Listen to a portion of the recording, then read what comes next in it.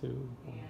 Hey all, this is Andrew Richardson and Andrew Coyne from MMA Mania here at Capital Strength and Performance for another fighter-on-fighter technique highlight. So we're going to talk about Francis Ngannou, a guy we've done a couple videos on in the past. Now the problem with doing this for Ngannou is that he's, above 265 pounds of just raw athletic ability and power. It doesn't make for the deepest technique because he knocks everyone out with one punch. So in this particular video, we're going to go over one of the most random, bizarre, interesting submissions I've ever seen in a heavyweight fight. Back from before the UFC, a trick Ngannou pulled off prior to getting signed, and just something that kind of showed his raw ability and natural instincts for fighting and grappling. Now before we covered his Kimura, which again was a really interesting and random, just he grabbed an arm and wrenched on it, and when a guy that big is yanking on your limbs, they can, they don't hold up too well, as Frank Mir showed repeatedly across his career. But again, so this one's especially strange. Ngannou rejected a takedown and fell into mount. And this is a very odd position. So he had this arm overhooked.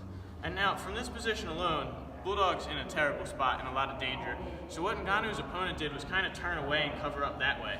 So what Ngannou did was, instead of, you have a lot of options here, again, bad position for Bulldog. But what Ngannou did was step this left leg up here. Now when I pinch here, Bulldog can't turn back to the mat. Now again, this is a great position. I have a lot of offense besides just punching him. I can go to the arm, I can do a bunch of things. What Ngannou chose to do is step across the face. And immediately that's gonna put Bulldog in something of a mounted omoplata position. If Bulldog were to come up here, we can just show. It's very similar to an omoplata. Then back to mount. So again, we're in that position. What Ngannou did to finish it, this is a little bit of heavyweight being heavyweight, was he just hooked it and tweaked into the shoulder. So again, it might not work for me, this exact technique, but if you're as big as the Predator is, it's all you need to really tweak that shoulder, similar to an omoplata or Kimura, and finish the fight.